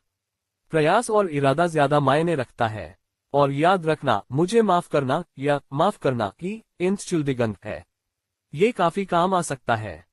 इंस्चुल्दिगन, आपने थोड़ा गलत उच्चारण किया, लेकिन कोई बात नहीं। ये इंस्चुल्दिगन है। ब्रिजेट ने हर शब्दांश पर जोर देते हुए धीरे से सुधारा। फिर से कोशिश करो। एरियन ने उसके बाद उच्चारण पर ध्यान केंद्रित करते हुए दोहराया, इंस्चुल्दिगन। बहुत बेहतर, ब्रिजेट ने तारीफ की। थोड़े अभ्यास से तुम्हें इसकी आदत हो जाएगी। और यह जरूरी है कि गलतियां करने की ज्यादा चिंता न करें। ज्यादातर लोग इस बात की सराहना करेंगे कि तुम उनकी भाषा बोलने की कोशिश कर रहे हो। प्रोत्साहन के लिए शुक्रिया, एरियन ने थोड़ा ज्यादा आत्मविश्वास से कहा। मैं हर दिन अभ्यास के लिए जरूर कुछ समय निकालूंगा। क्या आपको लगता है कि मुझे और भी कोई वाक्यांश पता होने चाहिए? ब्रिजेट ने आगे कहा, एक साधारण हाँ का मतलब जा होता है और ना का मतलब नहीं होता है। और अगर आप किसी से पूछना चाहते हैं कि क्या वे अंग्रेजी बोलते हैं, तो आप कह सकते हैं स्प्रेचेंसी इंग्लिश। स्प्रेचेंसी इंग्लिश। एरियन ने भाषा की लय को दिलचस्प पाते हुए नए वाक्यांश का अभ्यास किया। बिल्कुल, ब्रिजेट ने सिर हिलाते हुए कहा। और एक बात, औपचारिक विदाई के लिए अलविदा को आउफ विदेरसेन कहा जा सकता है, या ज्यादा अनौपचारिक माहौल में तुस। ऑफ विदेरसेन और तस्चुस, एरियन ने दोहराया। मैं याद रखूंगा कि यदि आपको ये कहना हो कि आप जर्मन अच्छी तरह नहीं बोलते, तो आप कह सकते हैं, Ich spreche nicht gut Deutsch। मैं जर्मन नहीं बोलती, उसने कहा, उम्मीद करते हुए कि उसे इस वाक्यांश का बार बार इस्तेमाल नहीं करना पड़ेगा, लेकिन इसकी व्यावहारिकता के लिए आभारी भी था। काफी अभ्यास के साथ मुझे लगता है कि तुम सही लहजे और उच्चारण के साथ अच्छी तरह जर्मन बोल सकते हो, ब्रिजेट ने कहा। उसे आश्चर्य हुआ कि एरियन इतनी जल्दी उच्चारण सीख गया। बस अभ्यास करते रहो। एरियन ने सलाह को ध्यान में रखते हुए सिर हिलाया। शुक्रिया। अच्छा, जर्मन सीखने के अलावा और क्या कोई और बात है? मैं उम्मीद कर रहा था कि आप मुझे उस दवा कंपनी के बारे में और बताएंगे। एक मिनट रुकिए, आप एक मैकेनिकल इंजीनियरिंग के छात्र हैं। मेरे लिए यह विश्वास करना मुश्किल है कि आपने दवा उद्योग में भी कदम रखा है। ब्रिजेट की जिज्ञासा और शायद संदेह की एक झलक भांपते हुए एरियन हंस पड़ा। हाँ, मेरी पृष्ठभूमि मैकेनिकल इंजीनियरिंग में है, लेकिन इंजीनियरिंग के सिद्धांतों को फार्मास्यूटिकल सहित कई क्षेत्रों में लागू किया जा सकता है। जब ये तैयार हो जाएगा तो मैं इसे तुम्हें दिखाऊंगा। अभी तो ये ड्राइंग टेबल पर ही है, लेकिन हाँ, मैं तुम्हें इसे तब दिखाऊंगा जब, उदाहरण के लिए, हमारा सोलर पैनल उद्यम आसमान छू लेगा। मैं इसका इंतजार करूंगी। आपके समय के लिए शुक्रिया, एरियन, ब्रिजेट ने खड़े होकर अपना हाथ आगे बढ़ाते हुए कहा। धन्यवाद, एरियन ने ब्रिजेट का हाथ मिलाते हुए कहा। तुम्हें पता है, एक दिन हमें साथ में डिनर करना चाहिए। जैसे हम अकेले हों, कोई बिजनेस की बात न हो, बस एक दूसरे को जानते हो, ब्रिजेट ने चेहरे पर एक दोस्ताना मुस्कान के साथ सुझाव दिया। एरियन एक पल के लिए अचंभित रह गया, क्योंकि उसे इस निमंत्रण की उम्मीद नहीं थी। ये तो बहुत अच्छा विचार है। अध्याय 87, सार्वजनिक रिलीज। 15 अगस्त 2024। एरियन एसएम नॉर्थ एड्सा के इवेंट हॉल में थे, जहां उपभोक्ताओं के इस्तेमाल के लिए अलग अलग आकार के सोलर पैनल उनके मूल्य टैग के साथ प्रमुखता से प्रदर्शित किए गए थे। और इस आयोजन में हजारों लोग शामिल हुए, बाहर कतारों में खड़े होकर इस गतिविधि का हिस्सा बनने और इन अभिनव सोलर पैनलों को करीब से देखने के लिए उत्सुक थे। जब एरियन हॉल में घूम रहे थे, भीड़ की प्रतिक्रियाओं को देख रहे थे और संभावित खरीदारों और उत्सुक दर्शकों के सवालों के जवाब दे रहे थे, तो माहौल में उत्साह साफ दिखाई दे रहा था। जैसे ही वह मुख्य प्रदर्शन क्षेत्र की ओर बढ़ा, उसे गर्व का एहसास हुआ। सौर पैनलों को आखिरकार वह पहचान मिल रही थी जिसके वे हकदार थे, और वे बिकने लगे थे। कार्यक्रम स्थल के मध्य में प्रस्तुतियों और भाषणों के लिए एक मंच तैयार किया गया था। मुख्य अतिथि और मुख्य वक्ता के रूप में एरियन को नवीकरणीय ऊर्जा के महत्व और उनकी कंपनी के सौर पैनल फिलीपींस को और अधिक ऊर्जा स्वतंत्र बनाने में कैसे महत्वपूर्ण भूमिका निभा सकते हैं, इस पर बात करनी थी। जैसे जैसे उनके भाषण का समय नजदीक आ रहा था, एरियन ने आखिरी बार अपने नोट्स देखे। अब सोलाराटेक कॉर्पोरेशन के सीईओ एरियन रजवत को सुनते हैं, मेजबान ने घोषणा की, जिससे दर्शकों में तालियां बज उठीं। एरियन मंच पर चढ़े और पोडियम की ओर बढ़े। सभी को नमस्कार, एरियन ने शुरू किया। आज इस महत्वपूर्ण कार्यक्रम में हमारे साथ जुड़ने के लिए धन्यवाद। ऊर्जा उत्पादन और उपभोग के मामले में हम एक दोराहे पर खड़े हैं। आज हम जो चुनाव करेंगे, वे आने वाली पीढ़ियों के लिए हमारे पर्यावरण, अर्थव्यवस्था और समाज को आकार देंगे। पिछले 100 सालों से हम अपनी ऊर्जा जीवाश्म ईंधन से प्राप्त करते हैं, जो हमारे ग्रह के लिए हानिकारक रहे हैं। लेकिन अब हमारे पास इसे बदलने की तकनीक और अवसर है। उन्होंने एक क्षण रुककर अपने शब्दों को समझने का प्रयास किया, फिर आगे कहा, हमारे सौर पैनल सिर्फ एक उत्पाद से कहीं अधिक का प्रतिनिधित्व करते हैं। वे स्थायी जीवन और ऊर्जा स्वतंत्रता की ओर एक बदलाव का प्रतीक हैं। सूर्य की ऊर्जा का उपयोग करके, जो प्रचुर और निःशुल्क दोनों है, हम अपने कार्बन पदचिह्न को कम कर सकते हैं और गैर नवीकरणीय ऊर्जा स्रोतों पर अपनी निर्भरता कम कर सकते हैं। मेरे सौर पैनल की प्रत्येक खरीद से आप देश के कार्बन उत्सर्जन को कम करने और एक अधिक स्थायी भविष्य की ओर बढ़ने के प्रयास में योगदान दे रहे हैं। ये पैनल सिर्फ आपके घर या व्यवसाय में निवेश नहीं है, ये ग्रह में निवेश है। एरियन ने सौर पैनलों की तकनीकी विशेषताओं के बारे में बताते हुए उनकी टिकाऊपन, दक्षता और स्थापना में आसानी पर जोर दिया।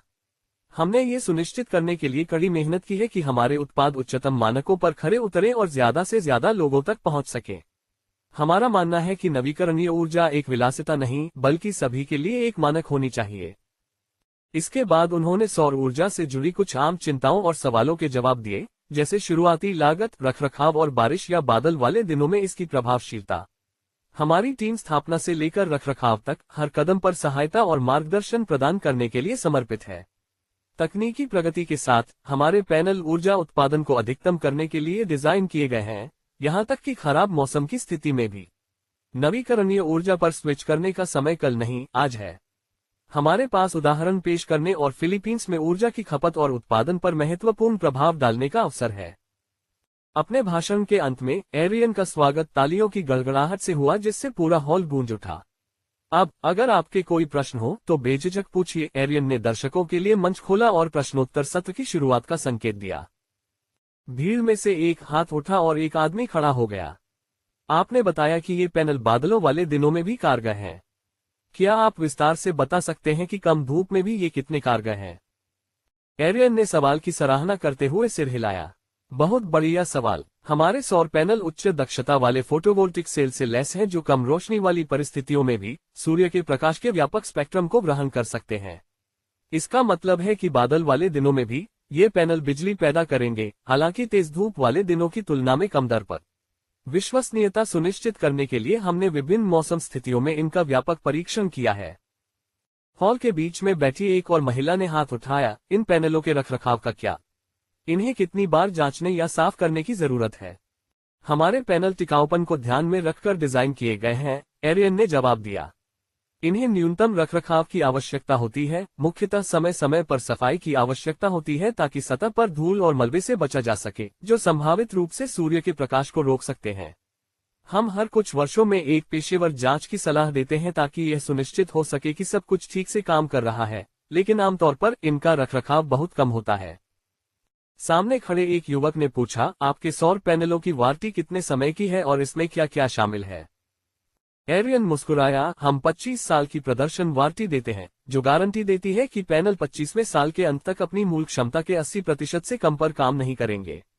ये वारंटी सामग्री या कारीगरी में उत्पन्न होने वाले किसी भी दोष को कवर करती है। जैसे जैसे और सवाल आते गए, एरियन ने हर सवाल का आत्मविश्वास और विस्तार से जवाब दिया, जिसमें इंस्टॉलेशन प्रक्रियाओं से जुड़ी तकनीकी पूछताछ से लेकर लागत बचत और निवेश पर रिटर्न से जुड़े वित्तीय सवाल शामिल थे। सवाल जवाब सत्र समाप्त होने के बाद एरियन मंच के पीछे चले गए जहां एंटोनाइट और ब्रिजेट इंतजार कर रही थी और जश्न मनाते हुए शैंपेन का गिलास उठाया। ब्रिजेट ने तारीफ करते हुए कहा, एरियन, यह एक बेहतरीन प्रस्तुति थी। आपने वाकई दर्शकों का ध्यान अपनी ओर खींच लिया। एंटोनेट ने सहमति में सिर हिलाया। लगता है आज हमें इतनी दिलचस्पी दिखाई दे रही है कि हम सारे सोलर पैनल खाली कर देंगे। हाँ, हम प्रदर्शन और संभावित तत्काल बिक्री के लिए 5000 सौर पैनल लाए हैं और लोगों की रुचि को देखते हुए शायद हम सब बेच देंगे, एरियन ने आश्चर्य और संतुष्टि के भाव के साथ कहा। ये हमारी उम्मीद से कहीं बढ़कर है। खैर, अब देश भर में और भी ज्यादा भौतिक स्टॉक खोलने की जरूरत है। एंटोनाइट ने कहा, बिल्कुल, और इस आयोजन ने साबित कर दिया है कि यहाँ नवीकरणीय ऊर्जा समाधानों की अच्छी खासी मांग है। हमारी खुदरा उपस्थिति का विस्तार करने से उपभोक्ताओं के लिए हमारे उत्पादों तक पहुंच और भी आसान हो जाएगी और स्थायी ऊर्जा की ओर बदलाव को बढ़ावा मिलेगा। मैंने रियल एस्टेट के अपने कुछ दोस्तों से बात की है जो चाहते हैं कि मैं आपके व्यवसाय को उनके व्यावसायिक स्थानों तक पहुंचाऊं। ये हमारे लिए अपनी दृश्यता बढ़ाने और व्यापक दर्शकों तक पहुंचने का एक सुनहरा अवसर है। यह अच्छी खबर है, एंटोनाइट। रियल एस्टेट डेवलपर्स के साथ साझेदारी करने से हमारा विस्तार तेजी से हो सकता है और हमारे सौर पैनल ज्यादा सुलभ हो सकते हैं। आइए इन अवसरों का और अन्वेषण करें और कार्यालय लौटने पर व्यवस्थाओं पर काम करें। ठीक है, तुम दोनों जो भी करो, ब्रिजेट ने बीच में ही टोकते हुए कहा। मैं यहाँ खूब मजे करूंगी, क्या तुम मेरे साथ चलोगे, एरियन? कोई बात नहीं। अध्याय 88 सफल बिक्री के बाद 15 अगस्त 2024 शाम के 8 बज चुके थे और कार्यक्रम स्थल पर प्रदर्शित 1500 सौर पैनल बिक चुके थे। कुल मिलाकर 1500,000 मिलियन पेसों की बिक्री हुई। एरियन को उम्मीद नहीं थी कि वे एक ही दिन में सारे सौर पैनल बेच पाएंगे, क्योंकि वे अभी नई कंपनी है। खैर, शायद इसकी वजह सोलर डायनेमिक्स कॉर्पोरेशन के खिलाफ लड़ाई के दौरान मीडिया कवरेज रही होगी, जहां उन्होंने सोलराटेक के सौर पैनलों की दक्षता और विश्वसनीयता के बारे में गलत जानकारी फैलाकर उसके विकास को रोकने और उसे नुकसान पहुंचाने की कोशिश की। हालांकि इस विवाद ने सोलराटेक के प्रति लोगों की रुचि और सहानुभूति को और बढ़ा दिया, क्योंकि एरियन और उनकी टीम ने पारदर्शिता और पेशेवर तरीके से स्थिति को संभाला और तीसरे पक्ष के पेशेवरों द्वारा किए गए प्रयोगों के माध्यम से अपने उत्पादों की उच्च गुणवत्ता और प्रदर्शन को साबित किया। बेशक यह एक दिन के लिए नहीं रुकेगा। कल वे आपूर्ति फिर से भरेंगे और उन्हें उसी जगह और उसी स्थान पर बेचेंगे। और चूंकि उन्होंने आज का अपना सारा स्टॉक बेच दिया, इसलिए जश्न मनाने की जरूरत थी। एरियन, एंटोनेट और ब्रिजेट बीजीसी गए, जहां एक आलीशान बार जहां आमतौर पर सिर्फ अमीर और रसूखदार लोग ही मिलते थे, को जश्न के लिए चुना गया था। बार में दाखिल होते ही एरियन ने लोगों को फैशनेबल और महंगे कपड़े और सूट पहने देखा। उसे उत्साह और घबराहट का मिला जुला एहसास हुआ। इतने आलीशान आयोजन में यह उसका पहला मौका था और उसके आम माहौल से यह बिल्कुल अलग था। बार का अंदरूनी हिस्सा भव्य रूप से सजाया गया था, जहां मुलायम परिवेशी रोशनी पॉलिश की हुई सतहों से परावर्तित होकर एक ऐसा माहौल बना रही थी जो आमंत्रित करने वाला और अनोखा दोनों था। हवा में गिलासों की खनक, हल्की हंसी और धीमी बातचीत गूंज रही थी जो सौदों और रिश्तों के बनने का संकेत दे रही थी। एरियन अच्छे कपड़े पहने हुए फिर भी कुछ असहज महसूस कर रहा था। एंटोनाइट और ब्रिजेट के पीछे पीछे भीड़ में से निकल रहा था। उन्हें बार के एकांत इलाके में एक टेबल मिल गई, जहां उन्हें चहल पहल के बीच थोड़ी निजता मिल गई। एंटोनेट ने एरियन की आंखें फाड़कर देखने की कोशिश की और झुककर बोली, वाह, है ना? ये जगह हमारी आम जगहों से बिल्कुल अलग है। लेकिन आज रात हम सिर्फ एक कंपनी के तौर पर ही नहीं, बल्कि उन लोगों के तौर पर भी जश्न मना रहे हैं जिन्होंने एक महत्वपूर्ण उपलब्धि हासिल की है। एरियन, इसका आनंद लो, तुमने ये सब कमाया है, उन्होंने आगे कहा, और याद रखें, ये नेटवर्किंग का भी एक अवसर है। इस बार में मौजूद लोग संभावित निवेशक, साझेदार या ग्राहक भी हो सकते हैं। सोलराटेक की पहुंच बढ़ाने के अवसरों की हमेशा तलाश में रहें। एरियन ने एंटोनाइट की बात को दिल से लेते हुए सिर हिलाया। शुक्रिया, मिसेज एस्टोलस। देखिए, मैंने अपनी बेटी को यहाँ आने के लिए बुलाया था, लेकिन उसने मना कर दिया, एंटोनाइट ने बताया। शायद आपके और उसके बॉयफ्रेंड के बीच तनाव की वजह से। बॉयफ्रेंड? तो अब वे आधिकारिक तौर पर साथ हैं? एरियन ने पूछा। हाँ, पिछले महीने कैथरीन ने मुझे बताया कि वह और जोशुआ अब आधिकारिक तौर पर एक दूसरे को डेट कर रहे हैं, एंटोनाइट ने एरियन की प्रतिक्रिया को ध्यान से देखते हुए कहा। हालांकि मुझे उम्मीद है कि मेरी बेटी के पीछे आप ही थे। ये सुनकर एरियन घबराहट में हंसे बिना नहीं रह सका। श्रीमती एस्टोलिस, मुझे नहीं लगता कि हमें इस समय इस बारे में बात करनी चाहिए। कैथरीन की खुशी ही सबसे ज्यादा मायने रखती है और अगर जोशुआ इसमें योगदान देता है तो मैं पूरी तरह तैयार हूँ। और चाहे मैंने कितनी भी कोशिश की हो, मैं खुद को उससे रोमांटिक रूप से प्यार करते हुए नहीं देखता, मैं उसे एक सहकर्मी की तरह मानता हूँ। अब जब हम रिश्तों की बात कर ही रहे हैं तो आप एक रिश्ता क्यों नहीं बना लेते? आप पहले से ही एक करोड़पति हैं और आपकी $1 अरब की कंपनी बनने वाली है। मुझे यकीन है कि कई लोग आपको एक आकर्षक उम्मीदवार पाएंगे, एंटोनाइट ने पूछा। अच्छा, मैं उसी का इंतजार कर रहा हूँ, एरियन ने ब्रिजेट की तरफ देखते हुए कहा, जो अपनी टांगे क्रॉस करके कॉकटेल पी रही थी और उसका ध्यान पल भर के लिए बार के संगीत में चला गया था। अचानक ब्रिजेट ने उसकी नजर पकड़ ली और भौहें चढ़ाकर चुनौती दी, ऐसा कहते हुए तुम मेरी तरफ क्यों देख रहे हो? एरियन अचानक चौंक गया और जवाब देने से पहले एक पल के लिए हकलाया, ओह मैं, ये तो बस एक सामान्य अवलोकन है।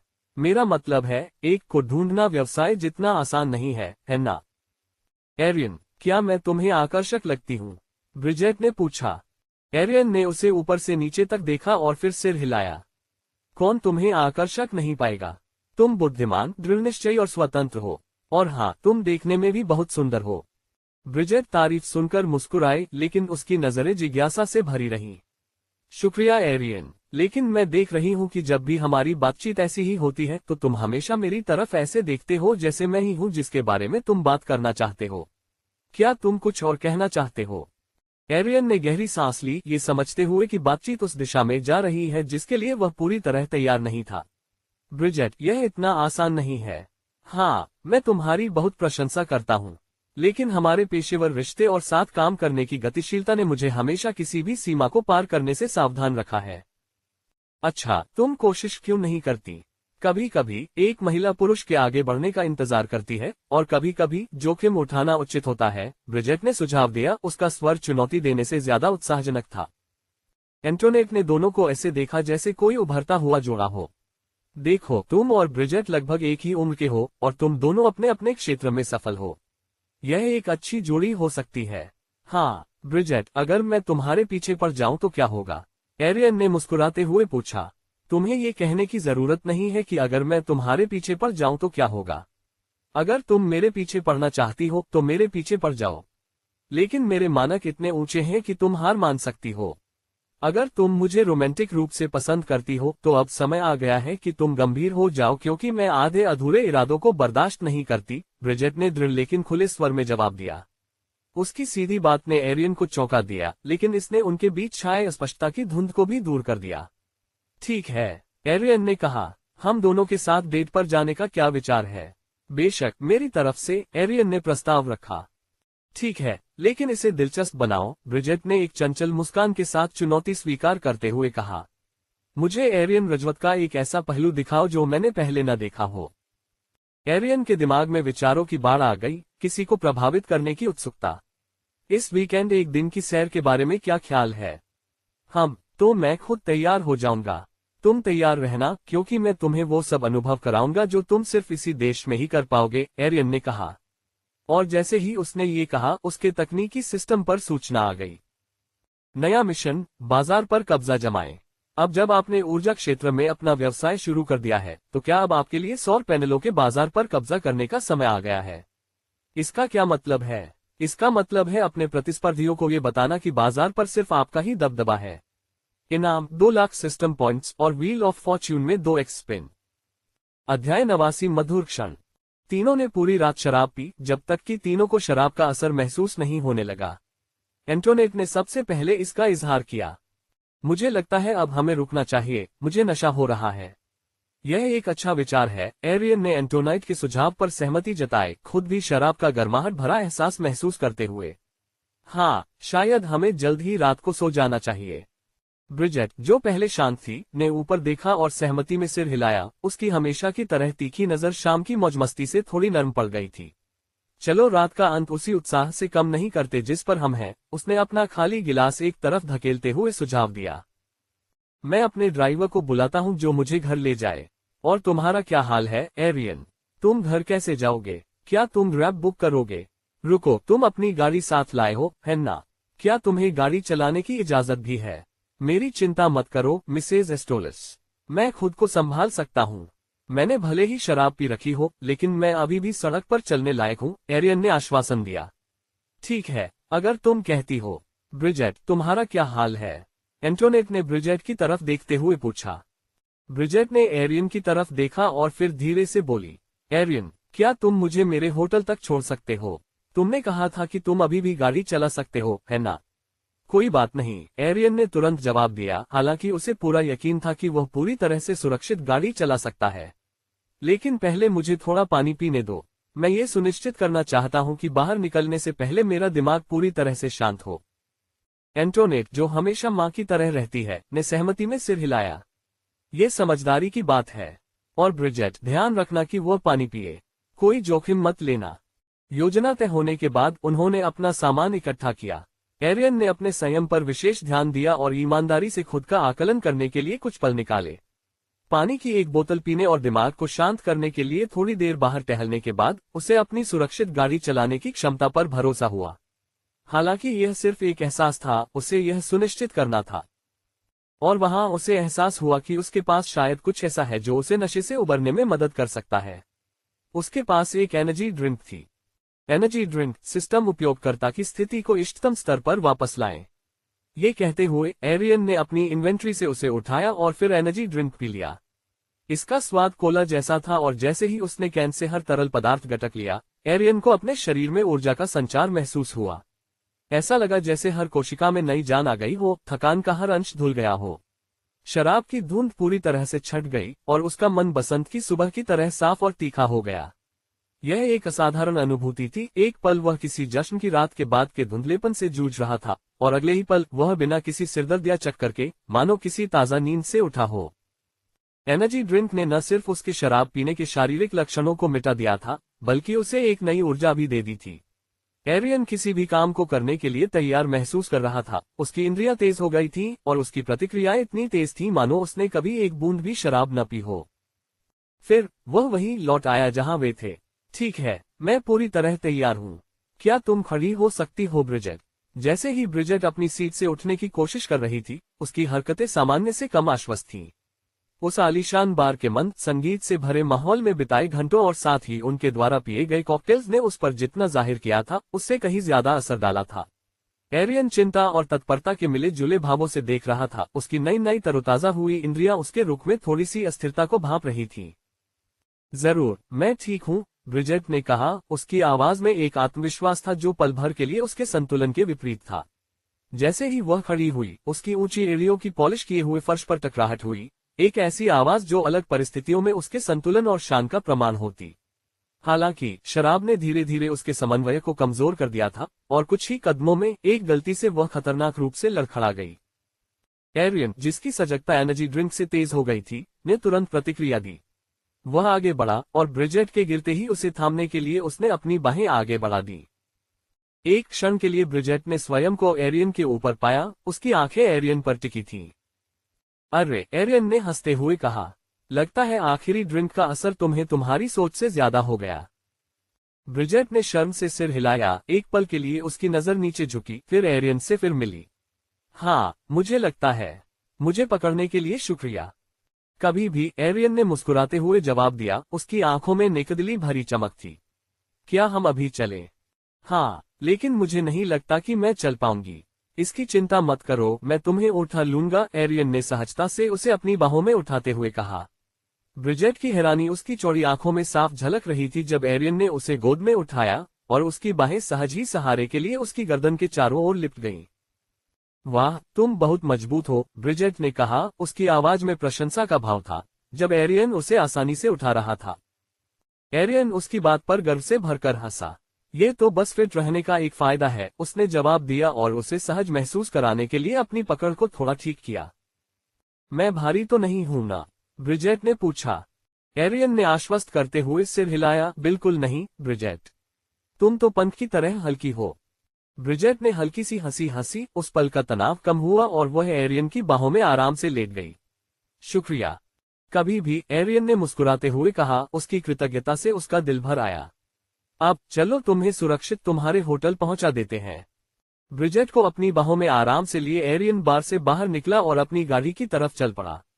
कार तक पहुंचते ही एरियन ने ब्रिजेट को सावधानी से पैसेंजर सीट पर बिठाया और दरवाजा बंद करने से पहले ये सुनिश्चित किया कि उसने सीट बेल्ट अच्छी तरह से बांध ली है। ड्राइवर की सीट पर बैठते ही उसने एक आश्वस्त मुस्कान के साथ उसकी तरफ देखा। जाने के लिए तैयार हो? उसने पूछा।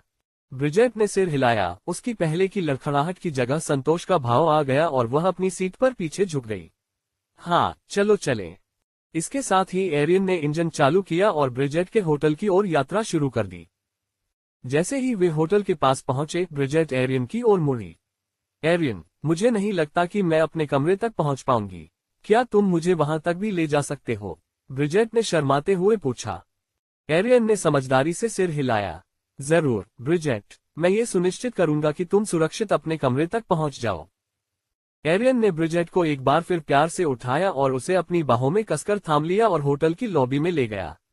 ब्रिजेट के गाल शर्म से लाल हो गए, लेकिन लिफ्ट की ओर जाते हुए उसने कृतज्ञता भरी मुस्कान दी।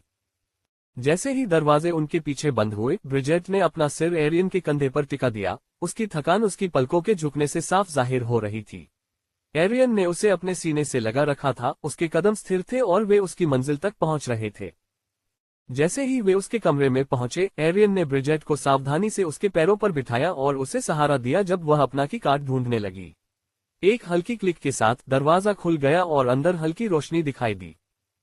ठीक है, मुझे अब जाना होगा, एरियन ने कहा, लेकिन इससे पहले कि वह एक और कदम उठा पाता, ब्रिजेट ने उसका हाथ पकड़ लिया।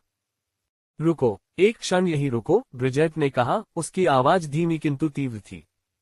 एरियन रुका और सवालिया निगाहों से उसकी ओर मुड़ा। सब ठीक तो है, ब्रिजेट?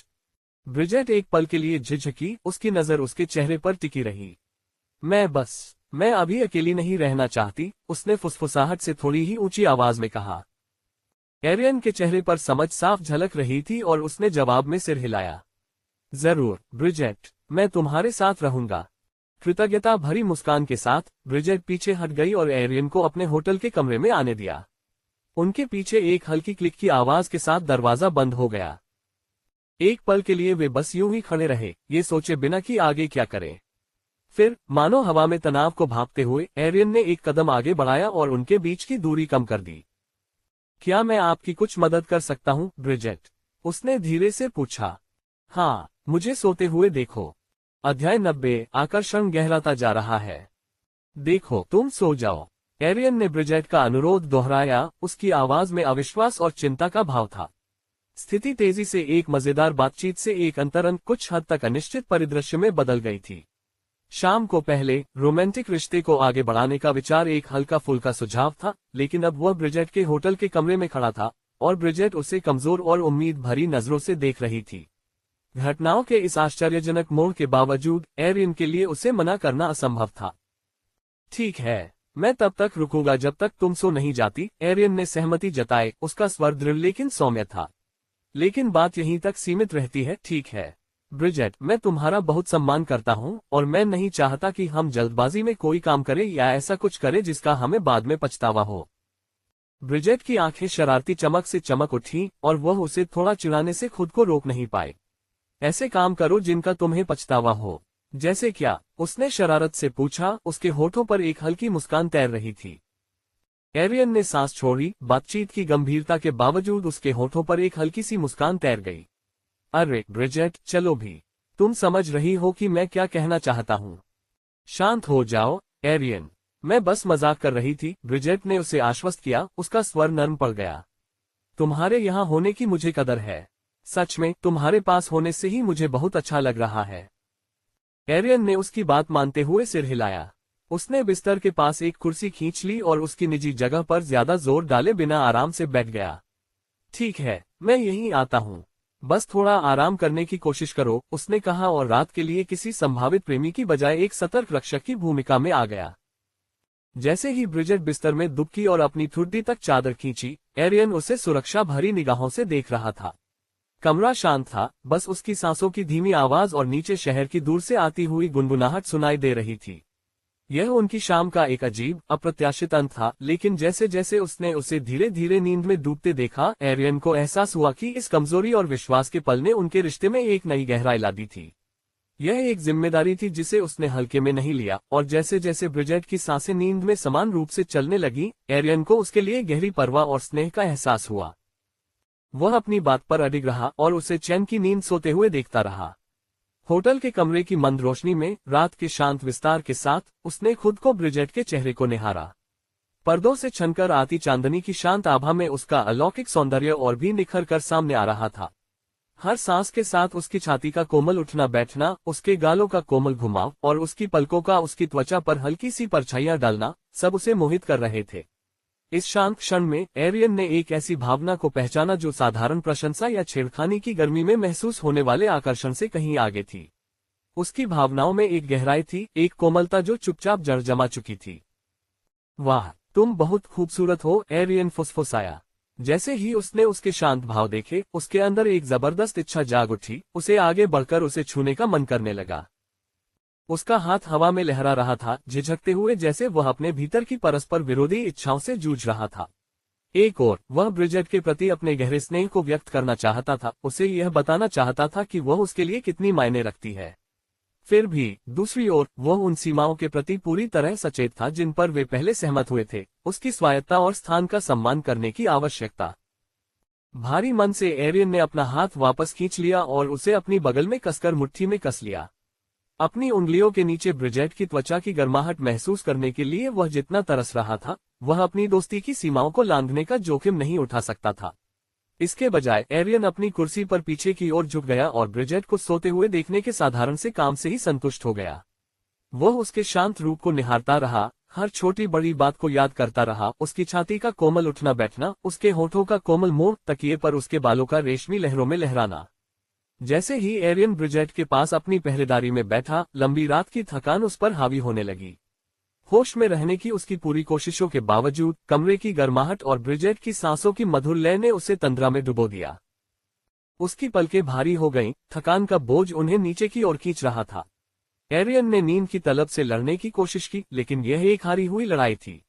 आखिरकार उसकी आंखें फड़फड़ाकर बंद हो गईं और उसने खुद को एक सुकून भरी नींद में डूबता हुआ पाया। एरियन के सोते ही समय बीतता गया, होटल के कमरे के शांत अंधेरे में मिनट घंटों में बदल गए। आखिरकार जब उसकी नींद खुली तो पर्दों से छनकर आती भोर की हल्की रोशनी में एक पल के लिए एरियन को कुछ समझ नहीं आया कि वह कहाँ है या कितना समय बीत गया है।